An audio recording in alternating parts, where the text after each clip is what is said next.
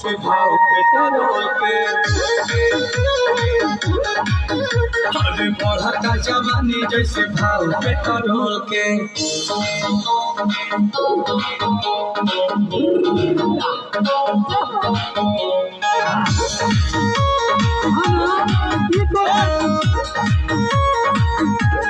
लगे बचताई करी तू हके बताई के बड़ा की बहिन भाई बारू में हंगाई के